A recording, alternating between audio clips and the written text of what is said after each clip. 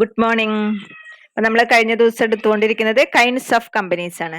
അതിൽ first type ആണ് on the basis of incorporation.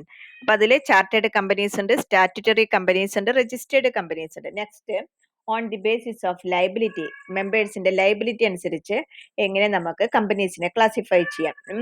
കമ്പനീസിനെ classify ചെയ്യുന്നത് കമ്പനീസ് ലിമിറ്റഡ് ബൈ ഷെയർസ് ഉണ്ട്, കമ്പനീസ് ലിമിറ്റഡ് ബൈ ഗ്യാരണ്ടി ഉണ്ട്, companies unlimited ആയിട്ടുള്ള കമ്പനീസ് ഉണ്ട്.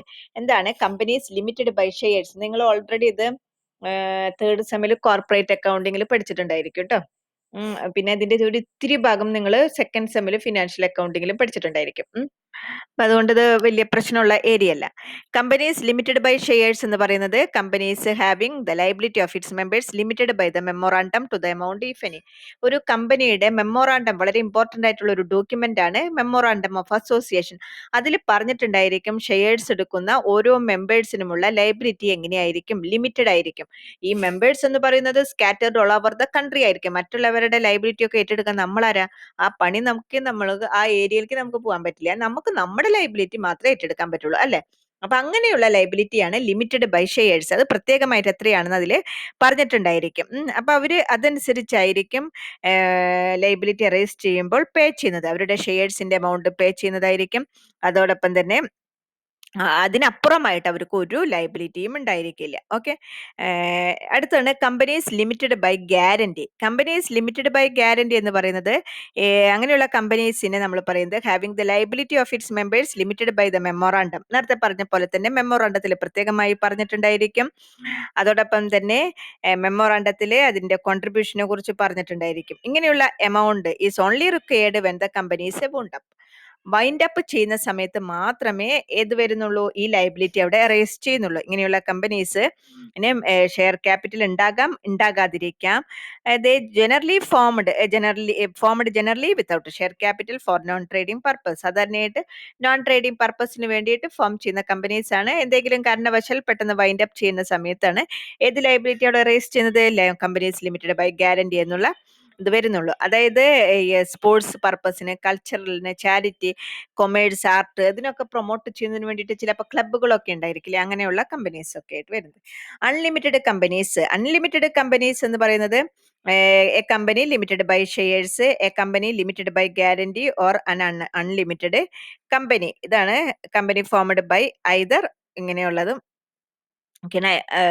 അൺലിമിറ്റഡില് Unlimited company is the Companies Act states that a company formed may be either. Companies act പറയുന്നത് കമ്പനികൾ form ചെയ്യുന്നത് ഒന്നെങ്കിൽ companies limited by shares ആയിട്ടായിരിക്കും, ഒന്നെങ്കിൽ കമ്പനീസ് ലിമിറ്റഡ് ബൈ ഗ്യാരണ്ടി ആയിട്ടായിരിക്കും, അല്ലെങ്കിൽ അൺലിമിറ്റഡ് കമ്പനി ആയിട്ടായിരിക്കും ഫോം ചെയ്യുന്നത്. അപ്പൊ അങ്ങനെ നോക്കുമ്പോൾ എന്താണ് കമ്പനീസ് ലിമിറ്റഡ് ബൈ ഷെയർസ് എന്ന് നിങ്ങൾക്ക് മനസ്സിലായി, എന്താണ് കമ്പനീസ് ലിമിറ്റഡ് ബൈ ഗ്യാരണ്ടി എന്ന് നിങ്ങൾക്ക് മനസ്സിലായി. ഇനി അൺലിമിറ്റഡ് കമ്പനി എന്ന് പറയുന്നത് എങ്ങനെയുള്ള കമ്പനീസ് ഫോം ചെയ്യുന്നത്, which means company not having any limit on the liability of its members. നേരത്തെ പറഞ്ഞതിലൊക്കെ നമ്മൾ ഷെയറിന്റെ എമൗണ്ട് കൊടുക്കുമ്പോൾ നമ്മൾ തീരുമാനിച്ചിട്ടുണ്ടായിരിക്കും മെമ്മോറാണ്ടത്തിൽ ഓരോ മെമ്പേഴ്സിനെയും ലൈബിലിറ്റി എങ്ങനെയുള്ളതാണെന്ന് തീരുമാനിച്ചിട്ടുണ്ടായിരിക്കും. ഇതിൽ അങ്ങനെ തീരുമാനിച്ചിട്ടേ ഉണ്ടായിരിക്കില്ല. മെമ്പേഴ്സിന് കമ്പനിക്ക് കുറേ നഷ്ടം സംഭവിച്ചാൽ എല്ലാ മെമ്പേഴ്സും കൂടി അത് എത്രയാണെങ്കിലും അത് എടുക്കേണ്ടതായിട്ട് വരും. അൺലിമിറ്റഡ് ആയിരിക്കും അവരുടെ, നമുക്കൊന്നും പ്രഡിക്റ്റ് ചെയ്യാനായിട്ട് സാധിക്കില്ല. അങ്ങനെയുള്ള ലൈബിലിറ്റിയാണ് അൺലിമിറ്റഡ് ലൈബിലിറ്റീസിൽ വരുന്നത്. അപ്പൊ മെമ്പേഴ്സ് അല്ലെങ്കിൽ ഷെയർ ഹോൾഡേഴ്സ് ഹാവ് കളക്റ്റീവ്ലി ആണ് അൺലിമിറ്റഡ് ലൈബിലിറ്റി ടുവേർഡ്സ് ദി മെമ്പേഴ്സിനെ. അവർക്ക് എല്ലാവർക്കും അസറ്റ്സിനോട്, ഡെറ്റ്സിനോട്, ഒബ്ലിഗേഷൻ ഒക്കെ അൺലിമിറ്റഡ് ആയിരിക്കും അവരുടെ ലൈബിലിറ്റി ആയിട്ട് വരുന്നത്. സെക്ഷൻ 18 ഇതിനെക്കുറിച്ച് പറയുന്നത്. ഇങ്ങനെയുള്ള കമ്പനീസ് എങ്ങനെ രജിസ്റ്റർ ചെയ്യണം, ഇങ്ങനെയുള്ള കമ്പനീസ് എങ്ങനെയാണ് ഡെറ്റ്, ലൈബിലിറ്റീസ്, ഒബ്ലിഗേഷൻസ് ഇതൊക്കെ എങ്ങനെയാണ് മീറ്റ് ചെയ്യുന്നത്, ഇതിനെ കുറിച്ചൊക്കെ പറയുന്നത് കമ്പനീസ് ആക്ടിന്റെ സെക്ഷൻ 18 കുറിച്ചാണ്. ഇനി അടുത്തതാണ് on the basis of number of members. കമ്പനിയുടെ നമ്പറിൽ നമ്മുടെ മെമ്പർഷിപ്പിന്റെ നമ്പർ നോക്കിയിട്ട് കമ്പനിയെ നമുക്ക് ക്ലാസിഫൈ ചെയ്യാം. അത് സാധാരണയായിട്ട് ക്ലാസിഫൈ ചെയ്യുന്നത് പ്രൈവറ്റ് കമ്പനി അല്ലെങ്കിൽ പബ്ലിക് കമ്പനി ആയിട്ടാണ് നമ്മൾ, അല്ലെങ്കിൽ വൺ മാൻ കമ്പനി, അങ്ങനെ 3 തരത്തിൽ. അതിൽ പ്രൈവറ്റ് കമ്പനി എന്ന് പറയുന്നത് സെക്ഷൻ 2 സബ്സെക്ഷൻ 68 3 ക്ലോസ് 1 പറയുന്നത്.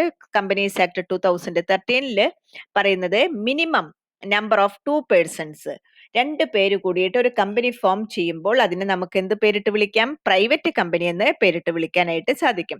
അതിനൊരു ഡെഫിനിഷൻ പറയുന്നുണ്ട്. According to section 2 subsection 68 of the act, private company എന്ന് പറയുന്നത് which means a company having a minimum paid up share capital,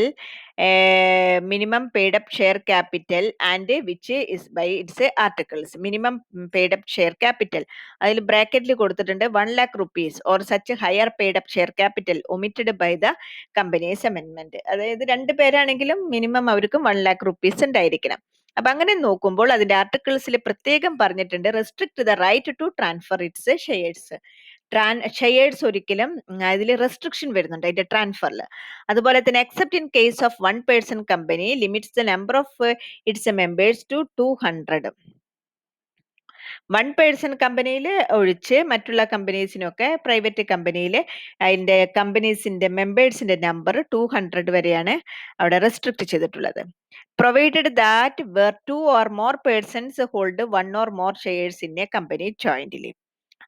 വേറൊരു കാര്യം കൂടി പറയുന്നുണ്ട്, അതിൽ 2 or more persons ആയിരിക്കണം കമ്പനിയുടെ മെജോറിറ്റി ഷെയർസ് അവരുടെ കയ്യിലായിരിക്കണം.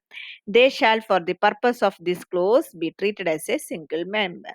ഒരു വൺ മാൻ കമ്പനി ആണെങ്കിലോ ഷെയർസ് മുഴുവൻ അവരുടെ കയ്യിലായിട്ട് വരുന്നതാണ്. അപ്പൊ അങ്ങനെയുള്ളതിനെയാണ് 1 man കമ്പനി എന്ന് പറയുന്നത്. അങ്ങനെ പ്രൊവൈഡഡ് ഫർദർ ദാറ്റ് ഇതില് പ്രൈവറ്റ് കമ്പനിയിൽ പറയുന്ന കാര്യങ്ങളാണ്. Persons who are in the employment of the company, ആ കമ്പനിയുടെ എംപ്ലോയ്മെന്റിലുള്ള ഒരു പേഴ്സൺ ആയിരിക്കാം. Persons who having been formally in the employment of the company, മുൻപ് ആ കമ്പനിയിൽ വർക്ക് ചെയ്തിട്ടുള്ള അത് കണ്ടീഷൻസ് ആണ് കേട്ടോ. Where members of the company while in that employment and having. അങ്ങനെ കൂടുതൽ വായിച്ചു നോക്കുമ്പോൾ നിങ്ങൾക്ക് കൺഫ്യൂഷൻ ഇങ്ങനെ വരിക. ഫസ്റ്റ് സെന്റൻസ് വായിച്ചു നോക്കുമ്പോൾ മീനിങ് മനസ്സിലാകും. അത് വെച്ചിട്ടേ പിന്നത്തെ സെന്റൻസുകൾ വായിക്കാൻ പാടുള്ളൂ കേട്ടോ. prohibits any invitation to the public to subscribe for any securities of the company. ഇപ്പൊ പ്രൈവറ്റ് കമ്പനി ആകുമ്പോൾ പബ്ലിക് ആയിട്ട് ഒരു റിലേഷനും ഉണ്ടായിരിക്കില്ല. അപ്പൊ അവർക്ക് പബ്ലിക്കിന് ഷെയർസ് ഇഷ്യൂ ചെയ്യാനൊന്നും പാടില്ല, അതവിടെ പ്രൊഹിബിറ്റ് ചെയ്യുന്നുണ്ട്. അപ്പൊ അങ്ങനെ നോക്കുമ്പോൾ ഒരു പ്രൈവറ്റ് കമ്പനി എന്ന് പറയുന്നത് can be formed with a minimum of 2 members. അപ്പൊ അങ്ങനെ ഇൻ ഷോർട്ടായിട്ട് ഈ ഭാഗം നന്നായിട്ട് ക്ലിയർ ആക്കി വരുന്നത്. അപ്പൊ ഇങ്ങനെ നോക്കുമ്പോൾ ഒരു കാര്യം നമ്മൾ മനസ്സിലാക്കേണ്ടതാണ്, പ്രൈവറ്റ് കമ്പനി എന്ന് പറയുന്നത് മിനിമം 2 members ഉണ്ടായിരിക്കും. നേരത്തെ പറഞ്ഞല്ലോ 200-നേക്കാളും കൂടാൻ പാടില്ല എന്ന്. അപ്പൊ മാക്സിമം എത്രയായിരിക്കും? 200 ആയിരിക്കും മാക്സിമം മെമ്പേഴ്സ് വരുന്നത്.